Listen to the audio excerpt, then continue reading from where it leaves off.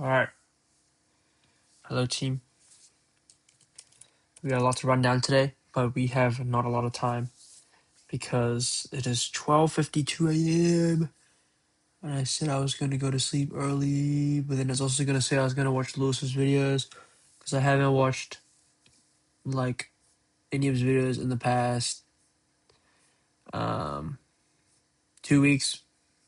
So, oh yeah, we need to watch the videos. But I might have to save that. I don't know. I have to wake up tomorrow at like 8.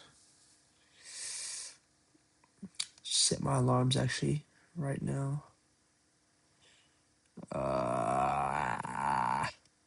Anyways, while I'm doing that, today is day 161. We So yesterday, I believe we were finishing up the Henley, our hero piece, but it was also in conflict with the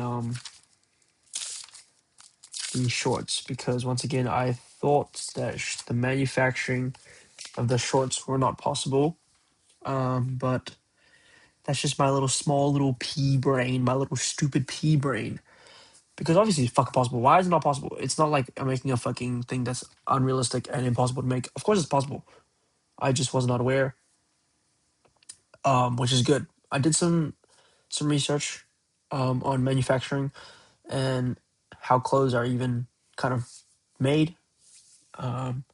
Still a bit, new to the game, but for the most part, I sort of understand how clothes are made. So we have good news.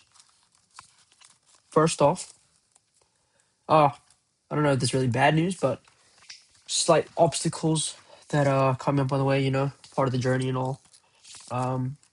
Before we start with, everything else I have to talk about, our last episode, Henley was developed. I'll actually pull it up right now on the iPad. I have it on the side. I just wanted to see what we're working with right now. Not bad. Could be better. Could be a lot better. Same with the shorts. That goes for the shorts too. I need to ensure it's practical. I need to ensure it's good quality. I need to ensure it's if I want to keep it simple, I need to ensure that the simple features of it, so that although it has minimal features, that the features are 10/10 most effective that they can possibly be. So that comes with the draping, the fit, the ribbing, the pockets, the materials. I need to make sure that because it has so less that I minimize or maximize what I have. Less is more. Just working with what you have and ensuring that those are the best that they could be. Um, as for the Henley, so obviously we're gonna choose one of the two. I want to redesign the Henley, like completely over. I have some more ideas for it graphic wise, because quite frankly, the one we've ended up on so far, if you don't remember what it looks like, there it is. It is not the best it could be, I believe. I think it can go much further. And this honestly just does not reflect the vision I had in mind with my brand. I feel like this is very generic. I feel like it reflects me trying to kind of copy a trendy, versatile style that people have already adapted and adopted into their own brands. I'm not saying I'm trying to completely stand out because I don't even have the means for that. But this is not something that I envisioned. I got a little sloppy with this one, and I could definitely do better. And also, yeah, this is not something that I would see myself wearing. So that is already a big factor because the audience that I'm selling to, low key, is an audience that I connect with. I would know, I would understand this audience. So this is not something that I would want to put out into the world. and I don't think they would fuck with that shit either. Um, Over time, I also want to be able to extensively understand my audience, to what they like, what they do, you know, what hobbies and interests do they have, and ultimately what culture do they consume themselves in.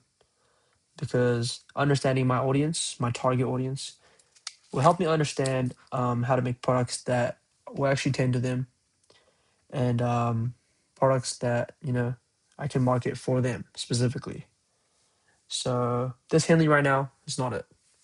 I'm gonna definitely go back to the drawing board. Not today. It is too late. I had a very eventful day today, but that's why I was able to set some time back tonight to just take a step back and reevaluate, because I had a lot of obstacles, a lot of problems, a lot of holes to fill. I was designing all these concepts, these mock-ups, but one, didn't even know if they were possible. Two, had no idea how to even, if I were to push this through to the next step of tech packs, I don't even have any idea of how I could, you know, show the steps into how to actually get this piece made in real life. Um, and also wanted to see the limitations of my capabilities. How far can I push a concept to where I can actually get it produced in real life, and not just have it stay as an idea just because it's too far fetched with the limited amount of capital I have to offer. um, we also needing to understand how to make real proper tech packs.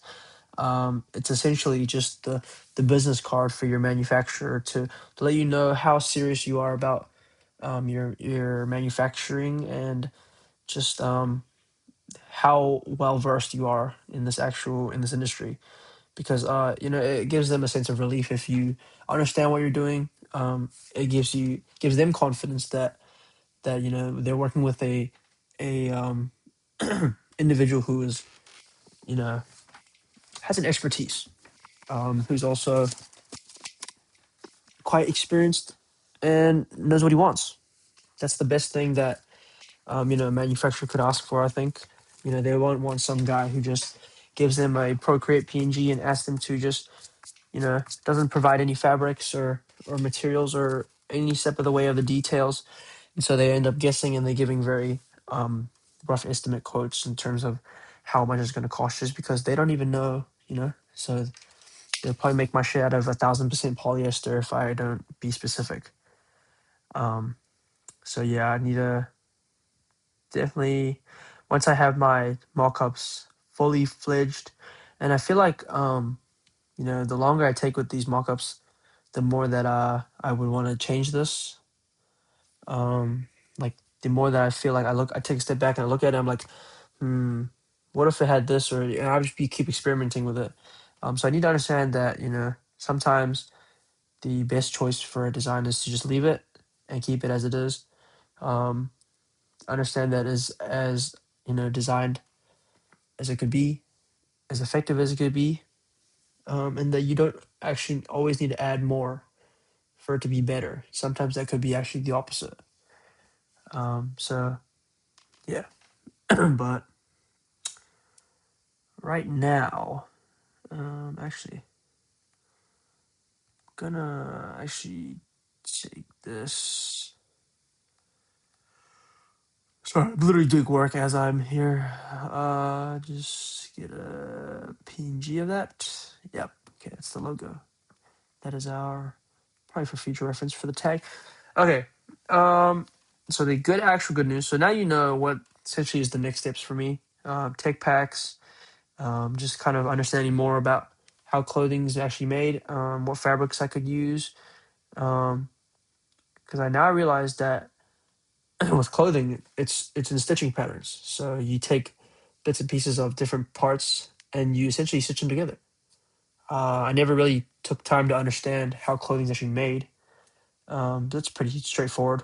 Uh, that's for basic tops. I don't really know how shorts are made or any sort of bottom, except jeans. I guess. I guess this could be the same as jeans, with the inseams and everything. But I don't know. And I'm not sure with take backs. Do you specify the insides or not?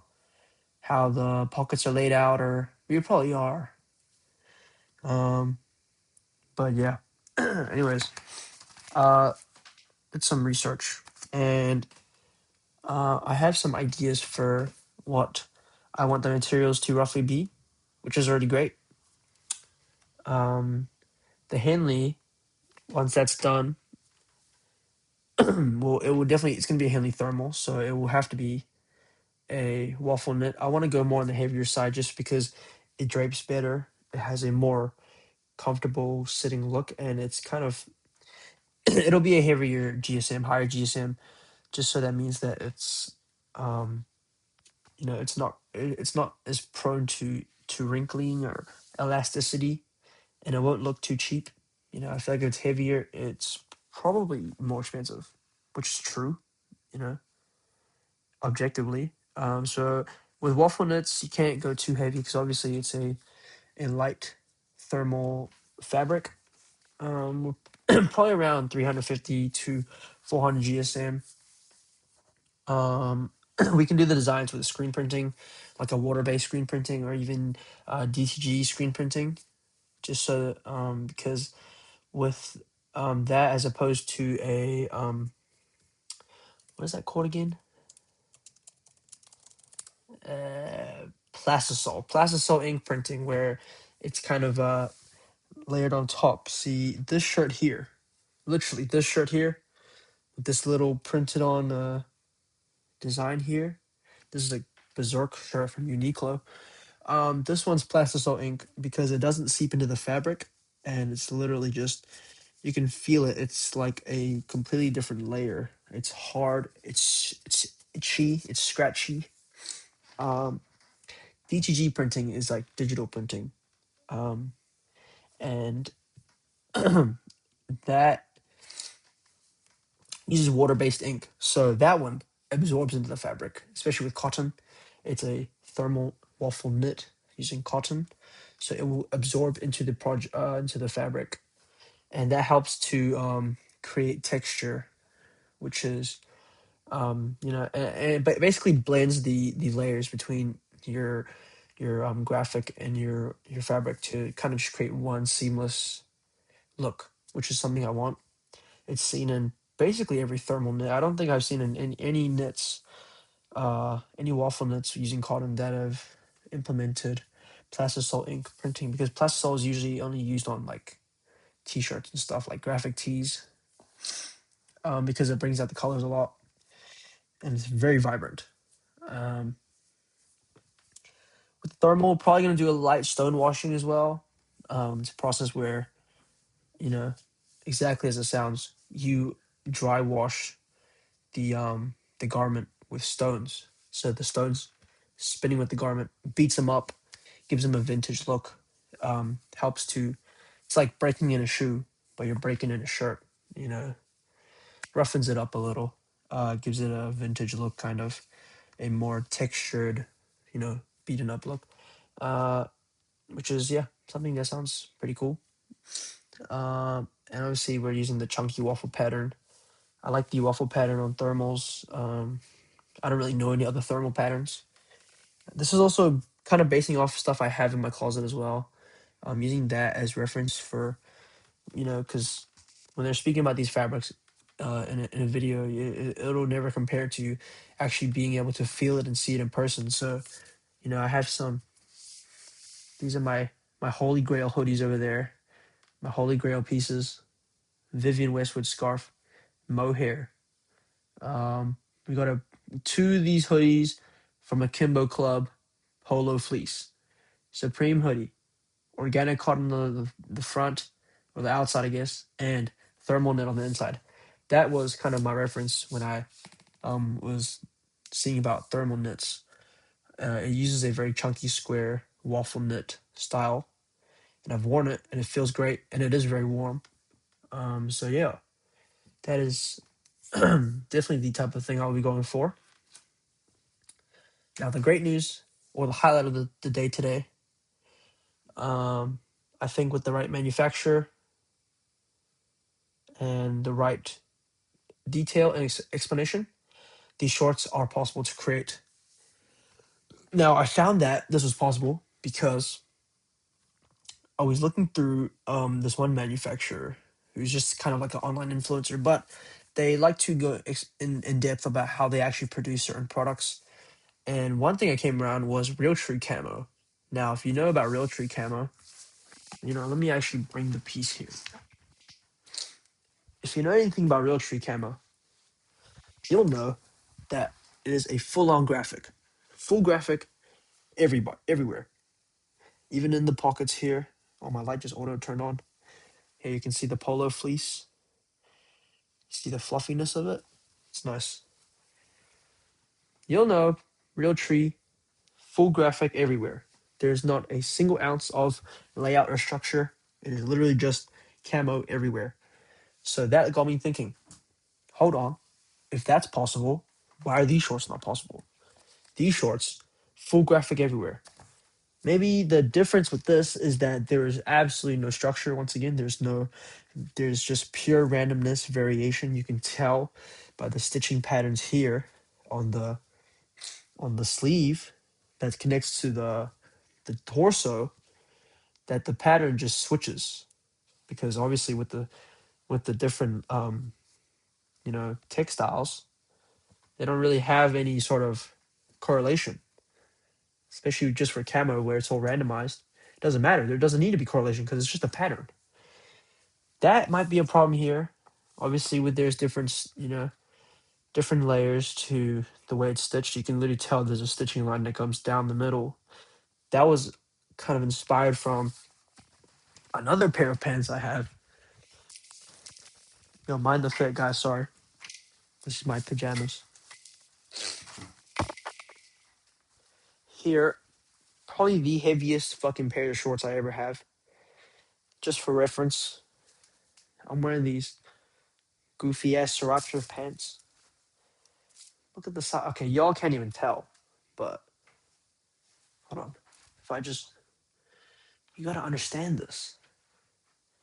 There it is. My knees are right there. It's pretty thick. It's really heavy. This is the heaviest, probably the heaviest pants I've ever seen in my life that are not jeans. Like the waistband with the elasticity, stretching. This shit is literally massive. 100% cotton, made in China. They use French terry cotton in the inside, organic on the outside. They have a little custom tag here. And I like this idea here. They have a custom stitched patch on the back too. It said, "Are you ready? I was born ready." That's tough as hell. Obviously, custom patch here too. Everything's custom. It's beautiful. Have a little ring. I don't even know what that is. Pockets are double lined, stitched by one piece, not just a not just a cut and sew, which is insane. Probably why these pants are $200. They are very expensive. $200 for a pair of cotton sweat shorts. But I bought these in Japan, and I don't regret it. These are probably my favorite pair of sweats I've owned. Yeah, you see here with the stitching. Although now I think about it, this has nothing to do with the actual stitching pattern. And it's not connected at all, actually. Now that I think about it, I think that there's a seam. Yeah, so there is a seam that goes down the middle, kind of like the cross section of the pant. So you think about from the front, you turn it to the 90 degrees, just about where the pocket ends. Yeah, that little line there. That's essentially the middle ground that separates the front and the back of the short. So I think that is where the two stitches meet, or the two layers. So there's two pieces. Boom, stitch them together. Combine that with the band at the top. You get a pant. Yeah, that makes a lot of sense. So now that I know that, I just need to focus that the graphic is printed. So the printing is using a sublimation printing, which is I had to search this up because I have no idea what the fuck that is, but it's very much possible. Um, Digital method that uses heat to transfer dye onto materials like a polyester fabric and polymer coated item. The ink turns into a gas, which is liquid to gas sublimation, becoming part of the material. Yep. So essentially, what sublimation does is it also similar to DTG printing. Um, it essentially soaks into the fabric and becomes one with the fabric. Like essentially, there is no more. You couldn't even tell that it was externally printed on. It's like the fabric itself was made with the graphic, um, and it's done with a lot of heat and some chemistry magic that I have no idea. But it's a little bit different to DGG printing, as DGG printing is still kind of like an external piece being slapped onto a fabric, as opposed to sublimation printing is completely embossed into the fabric, and there's little to no, differential. You can't really tell that it was actually put on separately. So that creates a very organic pattern into the pant. And yeah, you can tell this is a thick motherfucker. Like this shit's probably maxed out. If this is French terry cotton, I'm saying at least 500 GSM, like max, maybe even 600, because it is so heavy. There's so much length to it, and the way it's so thick, and the band too. The band is crazy heavy as well, probably to just because it supports so much weight. But yeah, those two pieces have really helped me in reference to something that I want to make. Um, so yeah, we could kind of approach that the same way that these guys have approached it, from these two brands. Shout out to Kimbo Club and Rebellious Behavior. Um, yeah, I will definitely have to do some more research on how garments are made, sewed, uh, and what fabrics. Oh, I kind of already got the fabrics down, but definitely the printing, because these are most of my pieces using a lot of graphics, so they need printing done to them. I'm just more worried about the bigger graphics. Most of these I can literally just they're just normal screen printing. Don't even need to do anything else.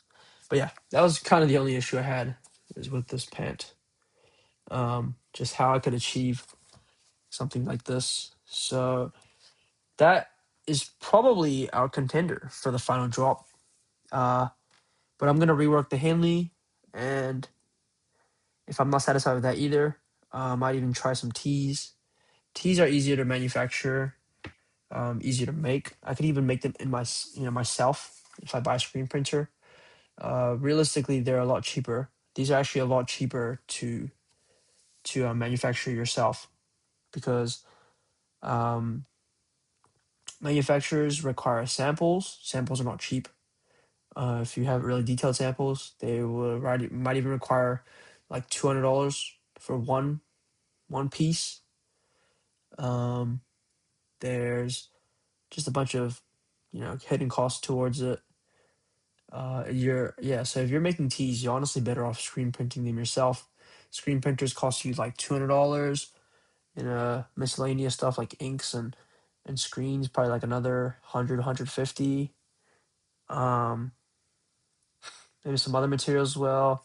If you're gonna screen print in house, you're gonna probably be retailing from inside your house as well. So you're gonna need a space for stock. You're gonna need to buy packaging. You're gonna need probably need some other stuff. A printing label machine, um, and anything else you would probably need. But those are the basics, honestly. And even that is still cheaper than proper manufacturers. Like some manufacturers I've seen. Yeah, I've also been looking into actual manufacturers, and some of them only offer MOQs of like 300 to 500. Like that's insane. Like if I wanted to buy a proper bulk order, my MOQ is 300. Obviously, they're going to give me a quantity break discount on the units. Like it might be like $20 a unit for the shorts, or 20 or $30 a unit, if I buy 300 as opposed to buying 100 which they don't even offer sometimes. But do the fucking math. 300 times, let's say 25, just to even it out. That's 7.5 grand for a bulk order. That's 7.5 grand I don't fucking have. It's crazy. That might have to cheap out on the manufacturing process. I'm gonna have to eliminate a lot of manufacturers just sheerly because of that. Because obviously I don't have the capital to maintain 300 MOQ, nor do I have the audience, the hype, exclusivity, traction, whatever you want to call it. I don't have the audience yet who would buy 300 units. And even so,